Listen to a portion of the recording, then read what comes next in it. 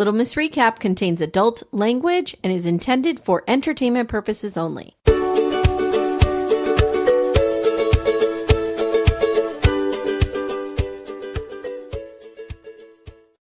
Everyone, welcome to Real Talk. Real Talk 52, baby. Yeah, if you're hearing this on the free feed, this is a celebration of 1 year of Real Talk, and we wanted to put it out on the free feed so that you could see what everybody on that $12 tier is getting every Friday. Every Friday, and I demanded to be here for the 52nd. And I'm glad you're here because you were here for the first. Exactly. I need you know me. I need a full circle. I need things to come back around. Yes, I totally understand. So Real Talk, guys, it's kind of just this show where we just shoot the shit. We talk about our lives. We have different people on. We talk about, I did one with Timmy, you did one with Todd. Like there's a variety of Real Talk, and in a little bit we'll talk about some of our favorites. Through the year. And sometimes there's specific topics, and sometimes we don't know where the conversation will go. And sometimes it's therapy for Amy and me. Yes. And once in a while we put out a political episode and we put a ton of warnings around it. And we do talk politics sometimes. It's our place that we can do that because we always believe that you should be able to opt in to political discussions rather than have to opt out. So absolutely. There's that. All right. So we have a couple topics to get through today. Yes. First of all, how was your holiday? My holiday was good. Thanksgiving Day itself was lovely. We had my in-laws, my mom, my stepson, me. I was really on top of my planning, so it did not feel stressful at all. Good. And then Friday, I got my COVID vaccine. So yesterday, I was very, very sick under the weather. It knocks me the fuck out. Yeah. And I know it does. And it's like 12 hours after I get the shot, I start to feel like shit. And then the next day I'll feel fine. So last night I went to bed at like 10:15. I woke up this morning. Like I finished decorating for Christmas. I cleaned up the downstairs. Like, did you put your tree up? My tree is up. I didn't do anything yet. My tree is up. Everything's up. I just need to take all the boxes of the stuff and put it back in the garage. And then I'll take some pictures because it looks nice. I still have my little pumpkins out. I never got to that this year. I'm obsessed with pumpkins, as everyone has seen pictures of my Instagram and on Facebook that I have a million glass, various textures, various sizes of pumpkins in my house.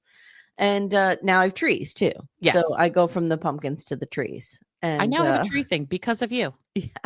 You inspired me. Them. Yeah.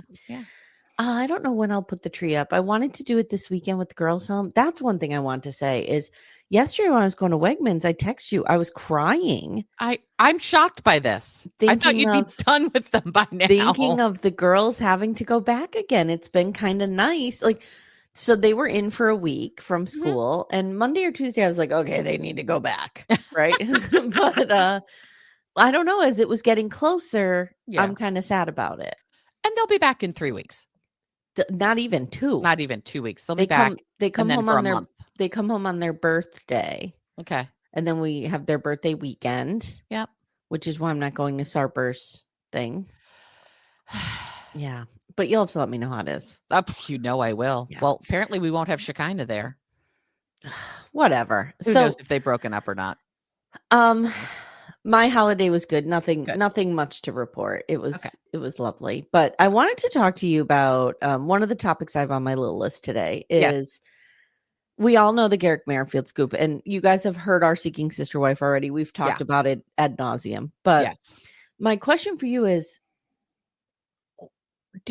should TLC cut ties with this? I think so. Should they or will they? These are two different questions. Answer both. Yes and no. Okay. I don't know. I mean, this is so okay. Let's go back to horrible people of reality TV past that should have been canceled. Okay. I'm going straight to Ed and Angela as the two top 100% examples of this, right?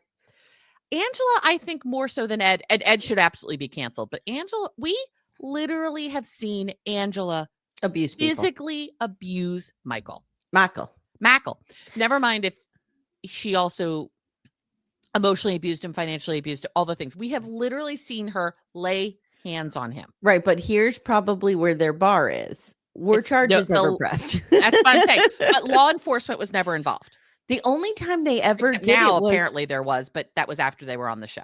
that Jeffrey and Vanya. Correct. Remember? No, Varia. Sorry, yeah. And Remember? so he was on, and I mean, charges had been pressed before the season began, but he wasn't on the tell-all. Okay. They fired Adnan and Tiger Lily. For his love of all things Hitler. For being a big old fan of Hitler. I thought we were over this, apparently not. And if you notice, like, if you take, they didn't do many of them. And I think by design, if they're to see the widescreen, big, or the wide view of the stage, there's a big TV screen there. Yeah. That's where Tiger Lily and Adnan were. Yeah.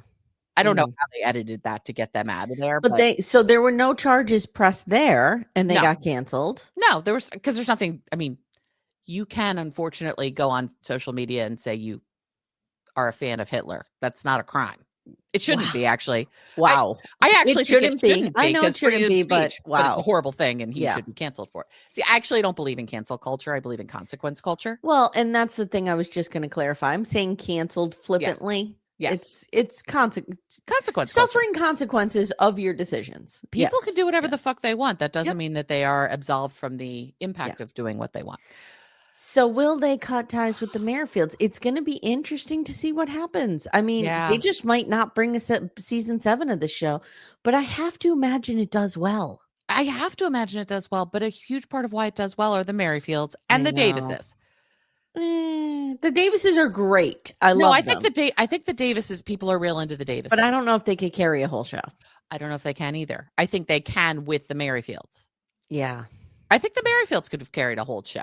Oh, 100%. There's enough Merrifield of Dreams. There's enough interesting side characters. Yes, and we could get more of them. The Sam's General broke down Bruce Stern. Mary Payne had a great question yesterday. Where is her mother?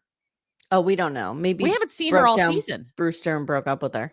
I don't know. Would Jesus support that? I don't know. I don't know. Well, Jesus supported Garrick divorcing Danielle, so, you know. So I'm thinking, is there a path back? So the path back would have to be, in my opinion, Lorena gets away from him and has her own life and is safe with her child in her own home, still in the country, but away from Garrick.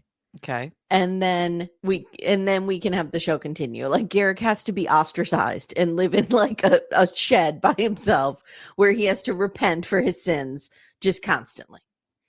Oh, that would be great, but that's not the path back. Okay, because that's not interesting. What's the path back in your opinion? Your scenario is the correct one of how it should all go down. To be very clear, I'm not advocating for what I'm about to suggest. The path back is that Lorena forgives him, they drop charges, and we pretend like none of this happened. I'm really afraid that's going to happen. Because otherwise, there's no show. We've got to get another woman on the hook. We've got to get Danielle being forced to marry her. I mean, all of this is fucking terrible, which is why it can't happen. It shouldn't happen. And what people need to realize is sometimes in situations like this, the women are safer when the cameras are there. Right. So, just put a film crew on them 24/7. Yeah. I'm good with that. You know, Big Brother style. I'll watch it. I'll just watch the live feed. Yeah. Oh, I would totally watch a live feed. What does Danielle do all day? I would watch that. I don't know, but I'll report back. I need eyes on Lorena constantly to make sure she's safe. Oh, I was trying to think who was it that you had the statement of, I feel like she only says these things on camera. It was Robin and Cody. And maybe there's some of that at play as well. I don't know. I mean, that house has got to be fucking dark. When I think about our Sister Wives episode this week, I was unhinged. You were real upset. You were real upset. And I like the fact that we texted with Ace and Caitlin, and he's like, I hate these people. I hated this episode. And Amy's like, we had an hour and 20-minute episode. Mostly me just ranting. Mostly you ranting, and that's okay. Sometimes I'm the ranter. It's fine.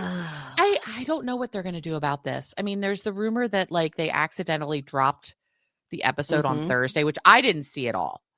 Yeah, which would be yesterday by the time you guys hear this. No, they accidentally dropped it on Thanksgiving Day. Yeah. Like last week. Yeah. Right, on Thanksgiving Day. We'd already had the screeners by then. Yeah. But apparently it was 35 minutes versus 42 minutes. Which would be 7 or 8 minutes cutting out the Merrifields. I don't know. But we didn't get anything from TLC going, we got a new version of this episode. So but we're recording this early. We could get something on Monday. We could. You know what I mean? But what it airs Tuesday night? Or no, it airs Monday night. Monday night. They I think if they haven't set anything out by now, they're not going to, because they know they don't think we're doing this Monday at 6 p.m. Okay. All right. Well, so I don't know what they're going to do. Should he be canceled? Yes, he's a fucking monster. Yeah.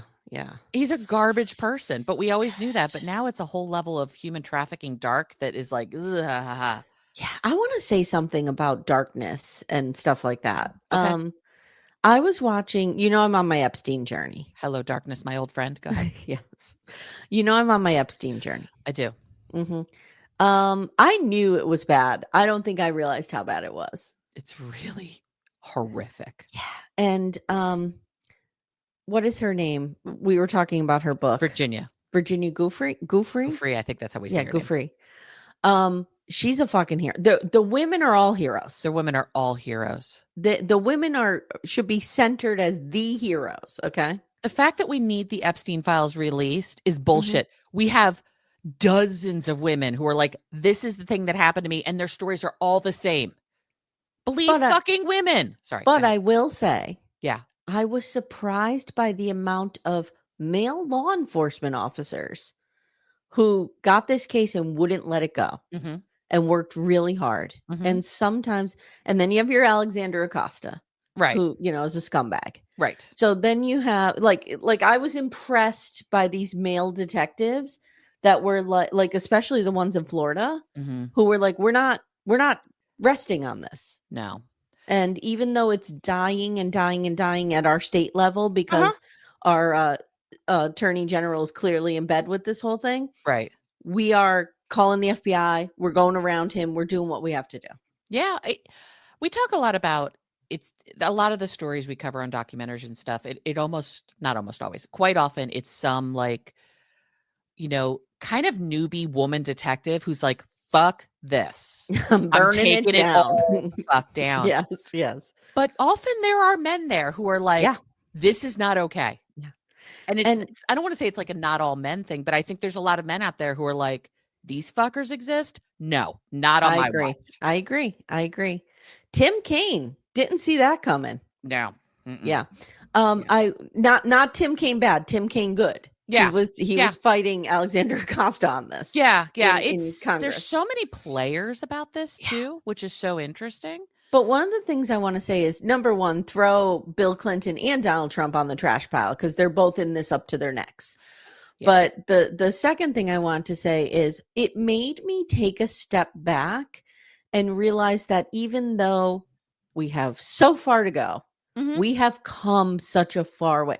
And you look at this and you realize what the Me Too movement did. Yeah. And how far it pushed us mm-hmm.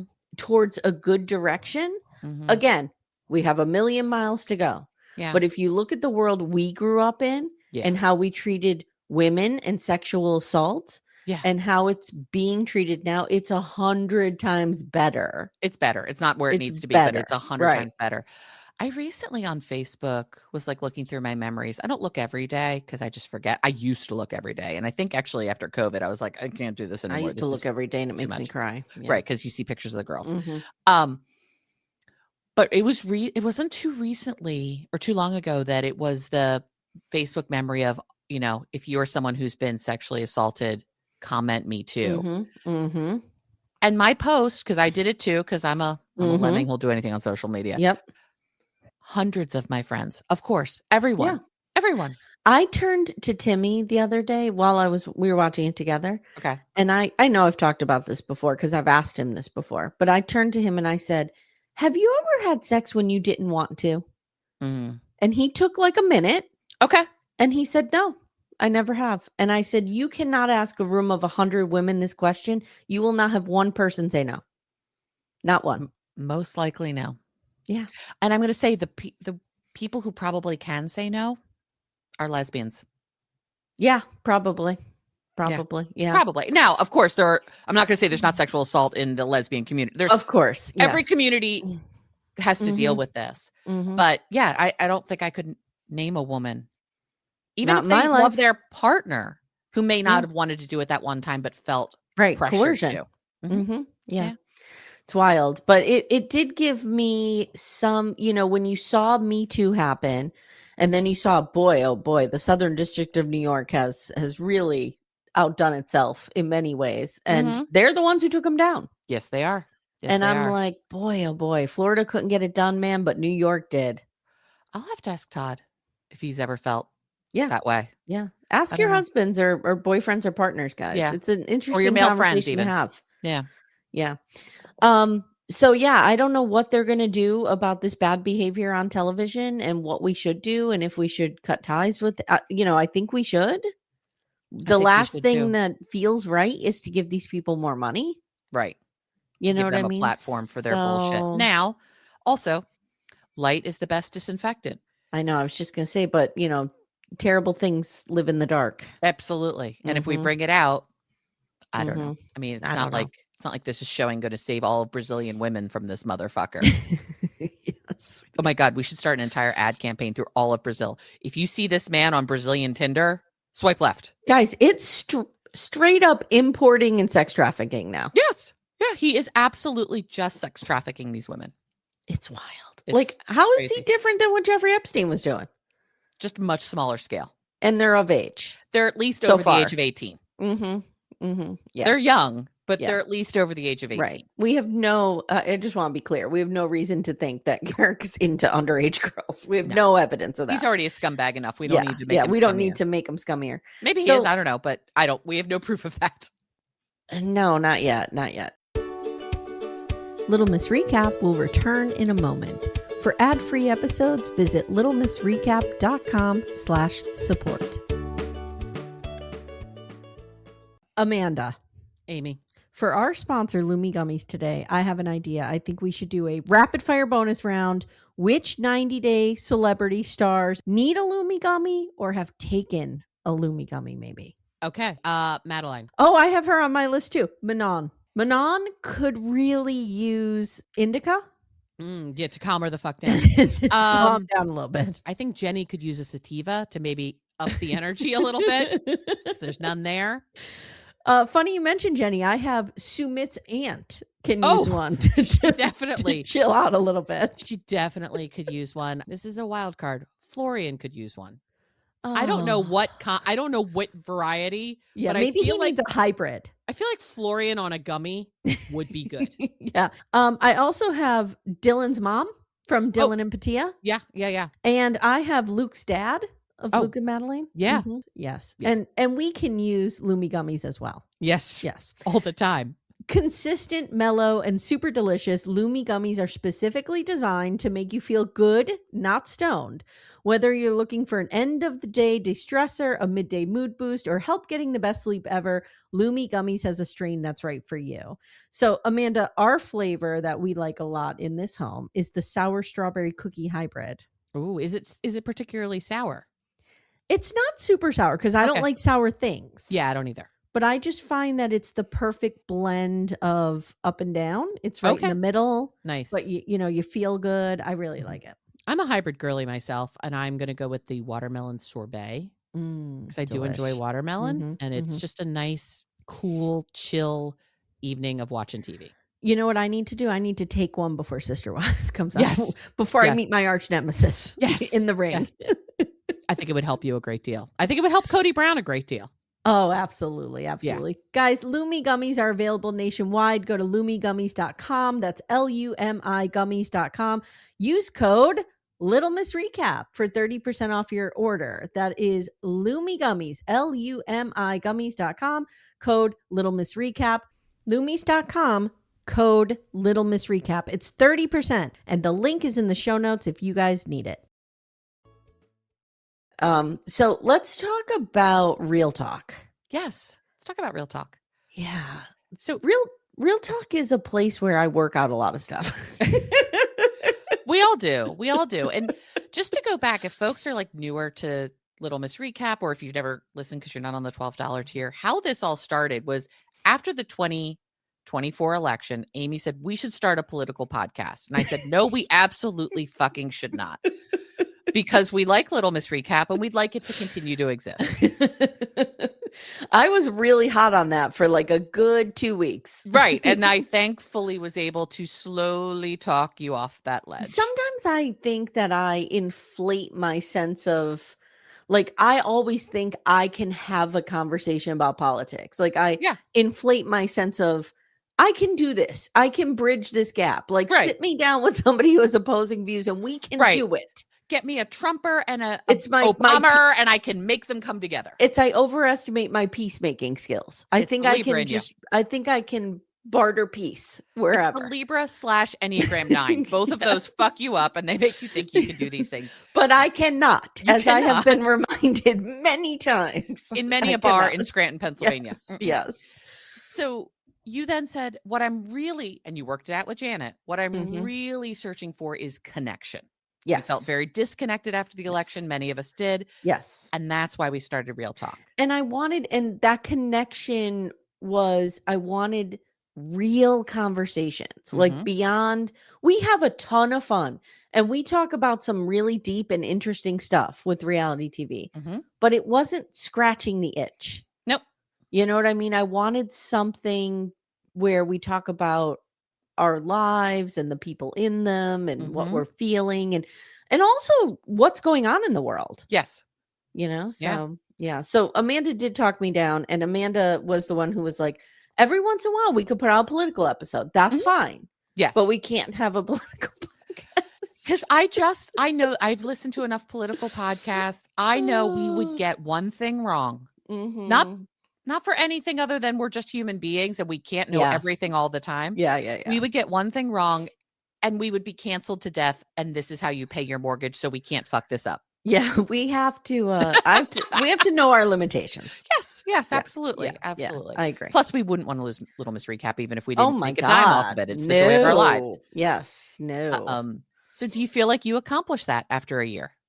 I do. Okay, good. Do you feel it's been accomplished? It's my favorite episode. What's one of my favorite episodes of the week? Yeah. No, I'm enjoying it. I was trying to think today, and I could maybe pull up my little cheat sheet about some of my favorite episodes. And I mean, you and I have done so many intense episodes together. We have done a lot of therapy for each on other. Real Talk. Yeah. But one of the episodes that really stands out to me is the one I did with Becca about her mother. Oh, that was a beautiful episode. That was a really interesting episode, I thought. I actually went back and re-listened to that recently. Now that I've gotten to know Becca so much better, because when you did that, I didn't really know her. And now that she's become such a close friend, I wanted to go back and re-listen to it. And it's just, it's an amazing, Becca has an amazing story and she's so open and honest about it.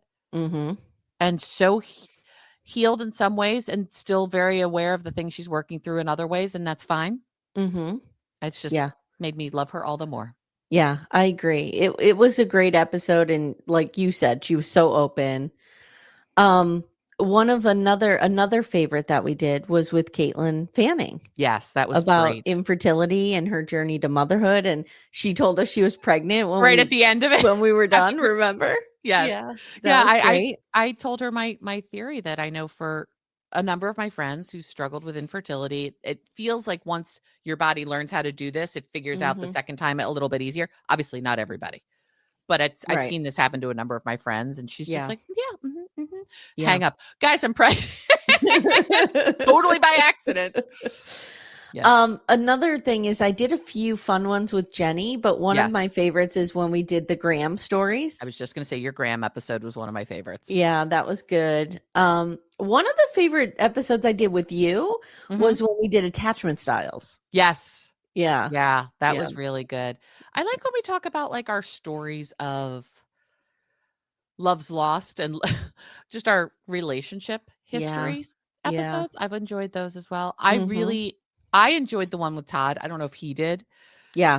But I really enjoyed it. Mm-hmm. It's just fun to try to make him for somebody who never shuts the fuck up like my husband. It was interesting to have to like see. I have the opposite. Talk out of him. I have to pull everything out of Timmy. Yeah. Todd will, let me put it this way. Todd will talk about most things. Deep intimate conversations are a harder thing for him. Yeah. I don't think the level of Timmy hard, but Todd has a much lower tolerance for that than I do. It's so interesting because one of the things, okay, so my sister came in for the holiday. Right. And her best friend was here. Mhm. And we had a lot of deep talks. Mhm. This Steve, his name is, and myself. Yeah. And one of the things we talked about, Steve recently walked away from a career in tech. He's all right. He's young, 1 year younger than me, 1978. And he recently walked away from a very successful career in tech to start acting. He moved to London and he started taking acting classes. His partner's in London, so they moved there together. Got it. And he's, talking about how, like, for the first time in his life, this is what he's supposed to be doing. And I said to him, I said, it's so weird because that's how I feel about podcasting. Mm-hmm. But I always thought I should feel that way about writing. And I kind of did for a long time. Right. And he said something, Amanda, and I'm tying this to stories. Is this the therapeutic breakthrough you had? Yes. Okay. He said something that I literally went, what? What? He said, because I started talking about why I love podcasting. Yeah. And I was like, I just love people's stories. I've always been so interested in them. Same. When I was a kid, I was obsessed with soap operas. I felt like I was so tied into everybody's story, and I would start to make stories up. Same. That was my writing. Yep. You know what I mean? So, and I never wrote fiction as an adult. I always wrote about people I knew or myself or, true stories. That was my thing. Yep. And he said, what if your writing was just a symptom of that? Like, what if your writing was just to get to the stories? Oh. And I was like, I was gooped and gagged. Yeah. What does Jake say?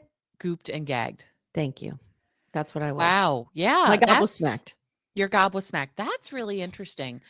Because I always thought writing was it's who you are. Was who I am. Right. But yeah. I don't know. I think it's not dissimilar from me.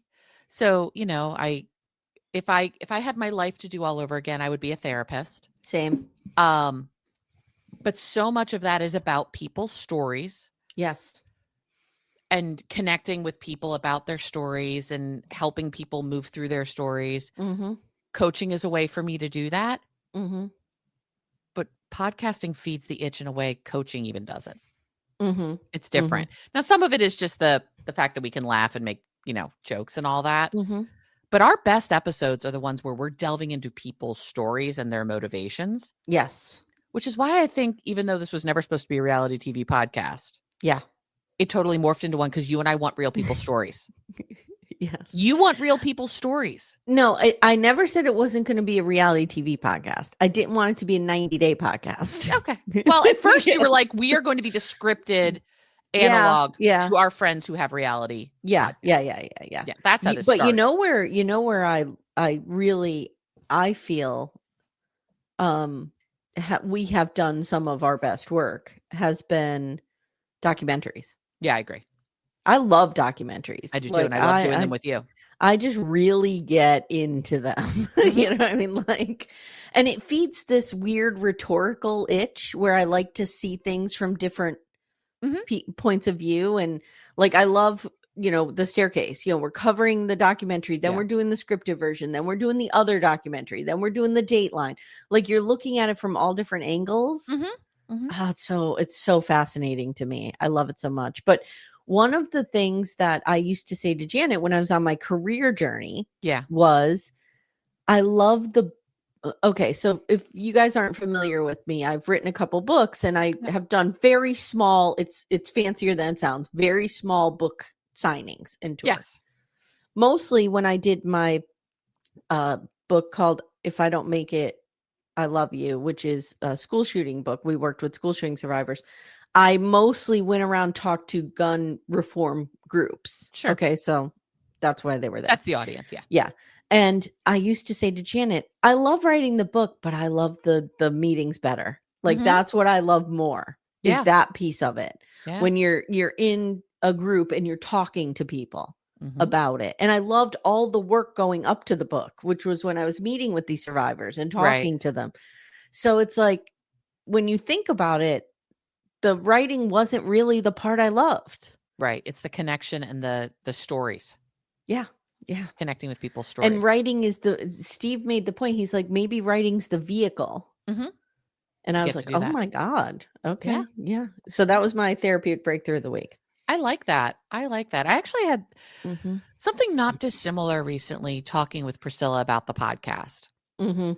And she was going deeper into like the, what does this feed in you and what does this feel good for you and all that. And I was saying how when I was a little kid, I had this vision, not of being Oprah. Definitely, I never thought I was going to be an Oprah level person. So let's calm down, everybody. Let's calm down over there. But I did always feel like I had things to say to larger groups of people. Okay. And I didn't know what that was. And I didn't know what that looked like. And I still would like to write my memoir, the story of my life, because I think it's interesting. Yeah. Just because of the things my parents did and the impacts it had on me. Yeah. To be clear, I'm going to need my parents to be gone for me to do that. Yeah. Or I feel like I do. Whatever. Yeah. And will I ever do it? Who knows? But I feel like I felt like there was some way I wanted to reach larger groups of people, and this is the way that I've gotten to do that. And I never knew I'd be okay at this, and I feel like I'm okay at this. Yeah. Is this where you, because I've heard you mention it, excuse me, a few times, where you're thinking about doing group coaching? Yeah. I could see that. I could see that. Or like small groups. Yeah, or some sort of group program or something. I just don't know what it's about yet. Yeah. Priscilla's idea is she thinks I should do stuff in and around step parenting. Oh, yeah. That would be nice. She says all the time, she's like, you could write a book on how to do this well. And I don't, it feels way more complimentary than I deserve. Mm-hmm. But I do think, having been both a step parent and a stepchild to multiple people, because my dad's been married multiple times, I feel like I have a good perspective on what this can and cannot be. Yeah, that makes sense. Yeah. So I don't know. I don't know. I feel like that's going to leave something on the table for you, though. Yeah, I don't know. I think like I could see you working with like, I don't know. We'll have to think about it. We'll have to workshop it. I keep wishing I could like disappear. I'm on the free feed, so I got to be careful what I say. I understand. Yeah, me too. We'll talk off. I half wish I could just like disappear into a yurt for like 2 days. Yeah.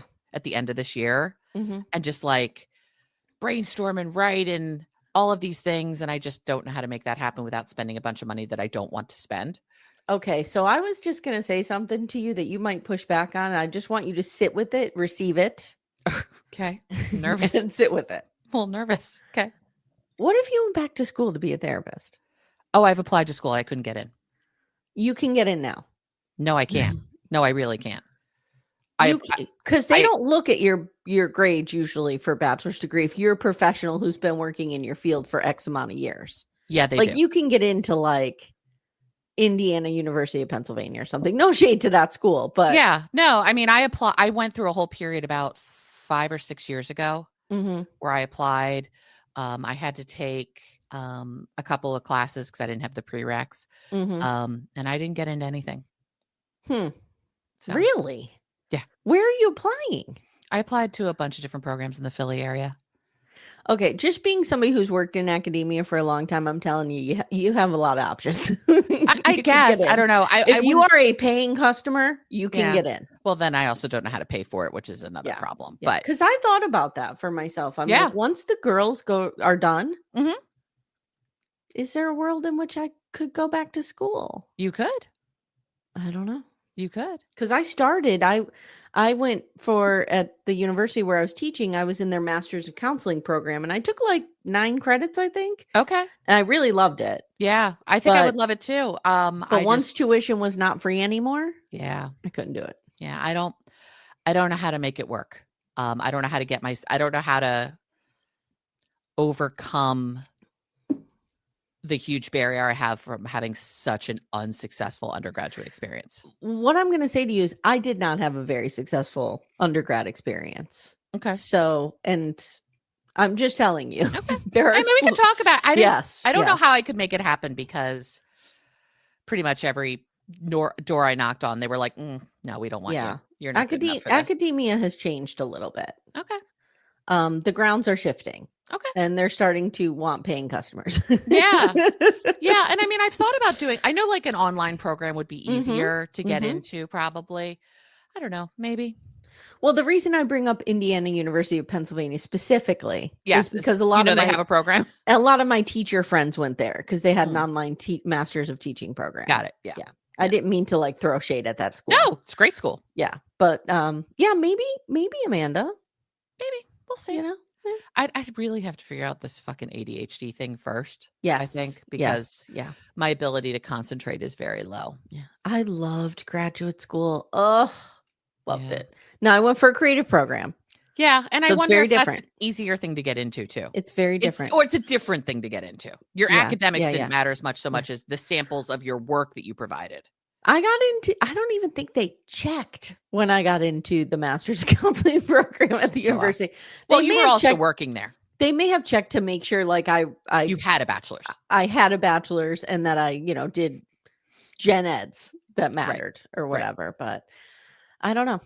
It's just a thought I was throwing out there. I'm a big advocate I would of love people it. going to school all the time. I don't know how to make it work, but I would love it. Yeah. But no, my undergraduate experience was real bad.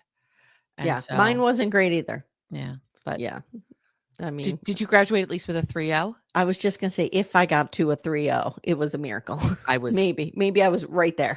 I was below that. Yeah. Now, when I went to graduate school, I had 4.0 every semester. Yeah.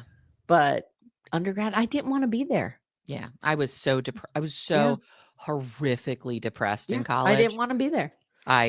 In retrospect, if adult me were looking at college me today, I'd be like, you need to be in an inpatient program for a while. Right. Like you need to stop going to school. Stop wasting everybody's time and money. Yeah. Get your mental health under control and then maybe try it again. Yeah. Yeah. I understand. Didn't have that. And I lied to everybody about, I'm great.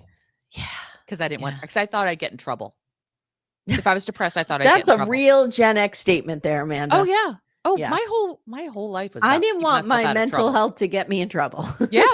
Yes. Because that's how it would have been framed. Yeah, absolutely. So, Little Miss Recap will return in a moment. For ad-free episodes, visit littlemissrecap.com/support. Anyway. So, are there any other real talks that you could think of that you liked that stood out? Pull up our little list here. One of the ones that I did recently that I really enjoyed was when I talked with Lauren Kleinman, my co-editor. Yes. That was a beautiful one. Because she, her story is fascinating because she got pregnant while we were doing all of this. Yeah. And so here she is, her first child, she's pregnant. She's sitting down with parents who've lost children. Right. How do you do that?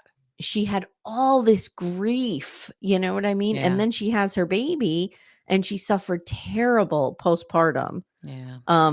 There's above, forgive me, but there's postpartum depression. Then there's something beyond that. Yeah. It's like postpartum dysphoria or something. Yeah. Something like that. And that's bad. She had to be hospitalized and she talks very openly about it. She's written essays about it. Yeah. She's a beautiful writer. And we it was interesting to come back with her because we hadn't really talked. Right. And to talk after, we did that book in 2019. So it's been 5 years when we talked because it was a year ago. So it was 6 years. Yeah. It was interesting. It was interesting to talk to her about it. Yeah. I'm looking at the list. I loved the episode you did with Ashley about finding hope. We did that recently. Again in the world. That was really good. Yeah. Let's see. I like the ones you did with your girls. Oh, yeah, guys. We did that. That was a ton of fun. And then in the beginning, do you remember this? When we first started doing Real Talk, I used to put full songs on the end. Yep. And then my sister guilted me into obeying copyright laws. Yeah, well, I also love the episode that you did with BDFJ. Yes. About embracing themselves. Yes. That was really cool. Yep. Yeah. I've had quite a few BDFs on. Yeah. Yeah, you have. Yep. You have. We had BDF Alicia on, Dr. DeToro. Yep. Who talked about the environment. Yes. That was a fun one. That was a fun one. I like the ones that we did with Robin about our charts. Oh, yes. That was fun. Yeah. Yeah, we've done some really good stuff. We've done a number of political ones, like Amy said, and we've done a number of just like chit chat about life or what's been going on. We did one on the jobs that we've had. Oh, yeah. Oh, we was did dating too. Yeah. Yeah. That was more you. Well, I've dated a lot. It's so funny because my daughter's home and, she stayed at the boyfriend's last night, of course. And she's like, it's our 6-month anniversary today. Aww. And I think this is going to be the longest relationship I ever had because remember, she was dating that bro. Right. And she and the bro never got past 8 months. So Got she's it. like, I think this is, and I'm like, that is so cute. Remember when we used to count relationships in months? Oh, yeah. Oh, Todd and I were obnoxious at first. We're like, It's been 16 weeks. What was I just going to say? The girls being home. Shit, there was just a thought I had. Oh, I love the girls being home. I know you do. Friday night, Timmy and I we're on our Vikings journey. Yes. We were watching Vikings and the girls were just asleep upstairs in their rooms. And I'm like, this is how it used to be all the time. Mm-hmm. And it was just so nice. Yeah. So nice. Yeah. I don't remember what we're dating. Dating was... Oh, I know what I was going to say. I was listening to you and Becca's 90210 this morning as I was cleaning up the house now that I have energy again. And you guys saying also on the $12 tier. Also on the $12 tier. And it's a delight. I'm not even rewatching the episodes because I don't give a shit about the episodes. I just like listening to the two of you giggle about it. We do 2 episodes a month, guys. It's a lot of fun. It's a ton of fun. And it's just so nostalgic. But you could be like, oh, who hasn't done a revenge makeout? Not me. Oh, okay. You haven't done a revenge makeout? No, because I never dated in like high school and college, and that you can still do them, Amanda, in your 20s and 30s. I didn't have anybody to do it with because no one else was interested in me. They're not high school related. Let's put it this way. I've done a revenge makeout in my 20s 100%. Let me tell you, no, I never had 2 people who were that interested in me to be able to revenge around. Yeah, I was like, no. When you guys talk about your like dating antics in your younger years, I'm like, well, I don't have any of that experience. Well, it's interesting because we were talking again. I talked to Steve a lot this week. I was talking to Steve about weight. We were talking about weight. And I said, it's really interesting because I have a different experience than a lot of, like, I've moved through the world as a fat person as an adult. Right. Not as a kid. Yeah. Not as a teenager. Yeah. You know what I mean? I really didn't start to put on weight. I mean, I was probably 140, 150 pounds when I was in 9th grade, which was heavy. Right. Because I was so short. Chunky then. Right. But by the time I was like a junior, senior, I was very overweight. Yes. But so like I lived a couple years there where I wasn't. Yeah. And that's where most of the action happened. And then once I was a very heavy person. Yeah. Yeah, nothing. Yeah. Well, for me, because the irony is, of course, looking back, I wasn't that heavy of a kid. I know. I was just told I was. You were told it. So even if people liked me, I either didn't know, didn't notice, or didn't believe it. Yeah. Yeah. Because I was told by a lot of people in my life, no one will ever like you. And we should say this is another thing we talk about a lot on Real Talk. Oh, yeah. Parents, weight, relationships, the impact of all of that. Moving through the world as a fat person and you know what I mean? So, yeah. And it's still something I'm working on, even being comfortable saying. You've actually helped me a ton. Yeah. Be much more comfortable with saying that. Yeah. Yeah. Like owning the word fat. Yeah. Yeah. Do you think that Todd and you could create some kind of play scenario where you get to do a revenge makeout? Probably. Okay. Probably come up with that. Work on that. If it were important to me, sure.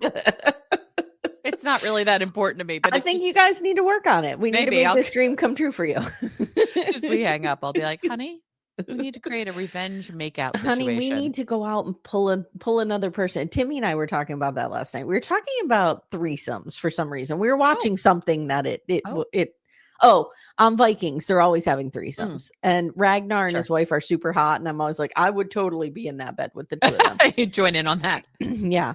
And you're pretty fucking straight, but you'd still join in on that. So we were talking about it. And I said to Timmy, I said, what would a threesome look like now for us? Like we just go out and we bring somebody home and they just sit between us and watch Vikings with us with one of our dogs on their laps. And they take a Lumi Gummy and they just, go to bed at 10 o'clock. That's what our threesome would look like. Yeah. Well, hey. Yeah. No shade in that game. Boy, how our life has changed. I'm not going to judge how a throuple lives their best life. If that's what everyone involved is really into, then rock on with your bad selves. Yeah. I also, we did I don't know if you remember this one, but we did one about, with Jenny about Gen X childhood. Yes. And how it was different. We talk a lot about that though. Yeah. You talk a lot about, you're the person who's also woken me up to the whole generational thing. It was not a thing I thought about nearly as much. Obsessed with generations. I know. When I taught, I used to theme my classes by generation. I was so obsessed with it. Like, one semester I would do the boomers, and one semester we would do Gen X, and one semester it was so much fun. I have to say though, one of the things that I thought about is, should I be changing? So I never really quite landed on what the tagline is for this podcast. Oh, okay. And lately I've been thinking, so on the logo, I think I just have a TV podcast with Amy and Friends or something, right? Mm-hmm. But lately I've been thinking that it should be something like reality TV through a Gen X lens. Like Gen X should be in there because everything is filtered through that lens. Yeah. And even Becca, I'm an Xennial technically. Becca's a millennial. Even Becca, who's a millennial, it's nature versus nurture. She was raised she had a lot of older girls around her, and she has definitely a more Gen X slant. She does. I think she's in an Xennial area too, where she's the first couple years of millennial. Yeah. The last years younger than you. The last years of Gen X and the first years of millennial are that Xennial. Okay. And I'm full on Gen X. I have to tell you, my dad at Thanksgiving was so happy. So we also play trivia games every Thanksgiving.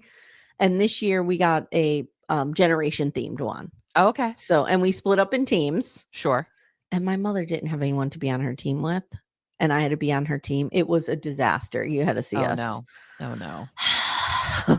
We had to do charades, and she was not getting anything. No. Anything. I could see that. I could see that. Yeah. So anyway, I was very frustrated. But anyway, so my dad was very excited because he said, I have an announcement to make. I am not technically a boomer. I think they call them Jones generation. Okay. Which is like a subset of the boomer generation. Okay. Because my parents were born in 54 and 56. So they're younger boomers. Right. Yeah. And my parents are born in the 40s. So they're full on boomers. And so I think the Jones generation is like different music. They grew up, like Vietnam really shaped their childhood. Like there's certain characteristics. So he's very happy to shed the boomer label and to embrace Jones generation. I mean, well, if you think about that, like my mom is much more like your Graham than like your mother. Yeah. So what year was your mom born? 43. Okay. My Graham was born in 34. Right. So they're 9 years apart. Yep. And they're both boomers. Okay, so here's Generation Jones, 1954 to 1965. Experienced events like Watergate, disco, gas lines, but missed defining boomer events like Woodstock because they were too young to go to Woodstock. Yeah. Oh, and my parents were not Woodstock type people, but they were old enough. But they were old enough for sure. Yeah. I mean, what was Woodstock? 68. So my mom was 25. 69. Yeah, 25, 26. Yeah. Yeah, really and my mom was, I have to get out the calculator, 1969 minus 1956. She was 13. Okay. Yeah, and my dad would have been 15. So yeah, so very different. Yep. They are often seen as early adopters of technology. No. Came of age during a period of economic slowdown, high inflation. But you'll let your parents have a smartphone. I will not let my mother have one. The name Jones, Generation Jones, alludes to the phrase keeping up with the Joneses, reflecting their drive to see. That is my parents 100%. I talk about that with my mother all the time. All the time. Yeah. There you go. That's it. Yep. So he's very happy. And and I'm definitely an Xennial. Yeah. Because Xennial is like we had an analog childhood, but we got technology pretty early. Yes. Yeah. Yes. I didn't get technology. I didn't get email until I was in college. Okay. I remember learning how to use email on the Macs in the high school lab. Yeah. I think I've told the story before. I went to the computer lab at Delaware and I said, I've heard of this thing email because a friend of mine wrote me a letter about it. It said, do we have this thing called email? And they were so happy to see me because no one was interested in this. They were like, yeah. Yes, we have email. Here's your account. So I was Amanda at udel.edu. Oh, wow. Wow. That was my email address in college. Wow. Yeah. Because I was like, they don't make them like that anymore. Could you imagine I would have been like Amy at pennstate.edu? Well, with the E, you probably could have been. Well, it would have been psu.edu. Yeah. Instead, I was ALB186. That makes sense. Yeah. Oh, it just occurred to me. Your initials at birth were ALB? Yeah. Mine are ABL. Oh, look at us. Occurred to me. Yeah. Look at us. Yeah, I'm Amy Lynn Baris. Of course, you're an Amy Lynn. Of course. Yeah. So now I just took Baris and made it my middle name. And I'm Bennett, which is my favorite part of my name, but not at all traditional. Yeah. All right. I think we said it all. I think we have said it all. We've hit everything we wanted to hit. Guys, if you enjoy this, go listen to 51 other episodes of it. Entertain yourself for almost a week on all of them. Yeah. It is. We've had a lot of fun, and thank you, Amanda, for doing a lot of these with me. My pleasure. Thank you, A, for asking me to, and B, for coming up with this idea. Yeah. Well, it was kind of the brainchild of both of us, but yeah. But it's always you. At the end of the day, it's always you. No, that's really not true. But you hate when I say that. It is the result of you talking me off a cliff and starting my own political podcast, which would have been many of the things that are yours, me talking you off a cliff. That I'll give you. Saying, no, you can't do that, and then you find the thing you can do. That's fair. Yeah. That's fair. I'll take it. Yeah, I give you borders. All right, guys. So if if you like this, jump on the $12 tier. So the $12 tier you cannot get on Apple. No, unfortunately. You can only get on Supercast or Patreon. We prefer Patreon. It's just you have a more interactive experience over there. You're able to chat and stuff like that. And it's just easier. So the link is in the show notes. Click it and join and have fun. Yeah. And what I'm telling everybody is if you have somebody in your life who gives you shitty gifts, you can ask them for a Patreon subscription. They can gift that to you. Yep. So, just be like, hey, I actually just recently got this for Timmy. Oh. He loves Disgraceland. Okay, yeah.